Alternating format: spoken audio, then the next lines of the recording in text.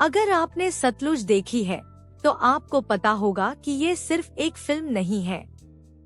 ये भारत के इतिहास के एक ऐसे दर्दनाक दौर की कहानी है जिसे आज भी लोग भूल नहीं पाए हैं। फिल्म का एंडिंग किसी बड़े एक्शन या हीरो वाली जीत पर खत्म नहीं होता, बल्कि एक ऐसे इंसान की कुर्बानी दिखाता है जिसने सच के लिए अपनी जान तक दे दी। पूरी कहानी जसवंत सिंह खालरा के आसपास घूमती है। वो कोई पुलिस ऑफिसर या नेता नहीं थे। वो एक आम इंसान थे जिन्हें धीरे धीरे पता चलता है कि पंजाब में सैकड़ों नहीं बल्कि हजारों लोग अचानक गायब हो रहे हैं। परिवार अपने अपनों का इंतजार कर रहे हैं, लेकिन किसी के पास कोई जवाब नहीं है। जैसे जैसे जसवंत जांच शुरू करते हैं, उन्हें एक बहुत बड़ा सच पता चलता है। पुलिस कई लोगों को बिना किसी कोर्ट केस के मार रही है। फिर उनकी पहचान मिटाने के लिए उन्हें लावारिस बताकर अंतिम संस्कार कर दिया जाता है या फिर नदियों में फेंक दिया जाता है। यानी जिन लोगों की मौत हुई, उनके परिवारों को ये तक नहीं पता कि उनके अपने जिंदा हैं या नहीं। इतना बड़ा सच सामने आने के बाद भी जसवंत डरते नहीं। वो अस्पतालों, श्मशानों और सरकारी रिकॉर्ड से सबूत इकट्ठा करते हैं।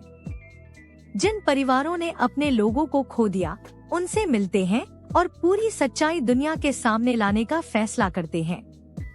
धीरे धीरे उनकी आवाज भारत से बाहर भी पहुंच जाती है और इंटरनेशनल लेवल पर भी इस मुद्दे की चर्चा होने लगती है। यही बात बड़े अधिकारियों को पसंद नहीं आती। पंजाब पुलिस के बड़े अधिकारी बिट्टा और उसका सबसे भरोसेमंद अफसर सुग्गा समझ जाते हैं कि अगर जसवंत ऐसे ही सबूत इकट्ठा करते रहे तो पूरा सच सामने आ जाएगा। इसलिए वो उन्हें हमेशा के लिए चुप कराने का फैसला कर लेते हैं। फिल्म का सबसे दर्दनाक मोमेंट तब आता है जब जसवंत को उनके घर से उठा लिया जाता है। इसके बाद उनका कोई पता नहीं चलता। उनकी पत्नी परमजीत लगातार इंसाफ की लड़ाई लड़ती रहती है। उन्हें धमकियां भी मिलती हैं, लेकिन वो हार नहीं मानती। दूसरी तरफ जांच शुरू होती है। सीबीआई ऑफिसर समुद्र सिंह इस केस में आते हैं और धीरे धीरे कई अहम सबूत मिलने लगते हैं।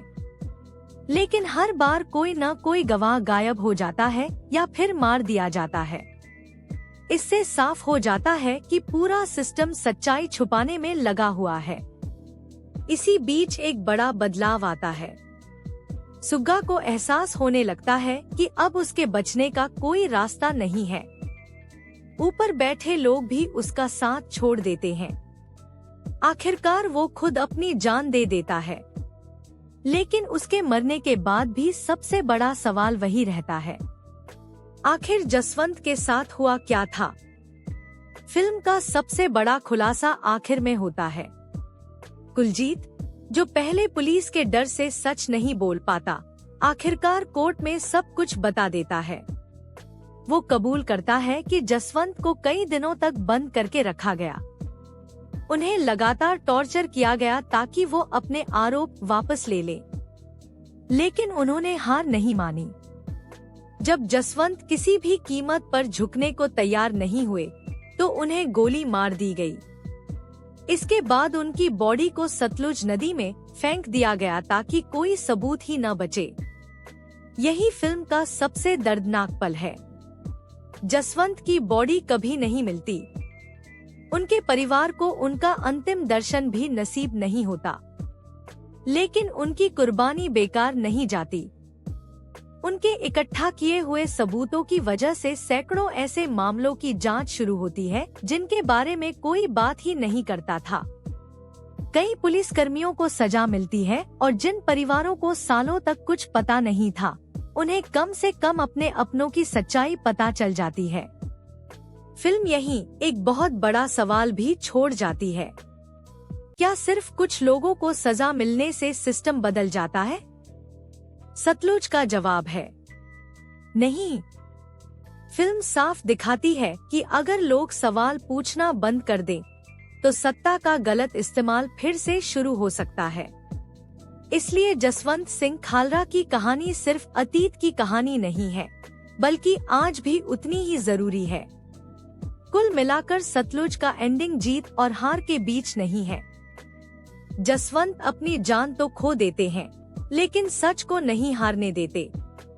उनका शरीर कभी वापस नहीं मिलता, लेकिन उनकी हिम्मत और उनका संघर्ष हजारों परिवारों के लिए उम्मीद बन जाता है। यही वजह है कि आज भी उन्हें सिर्फ एक एक्टिविस्ट नहीं, बल्कि सच के लिए सब कुछ कुर्बान करने वाले इंसान के रूप में याद किया जाता है।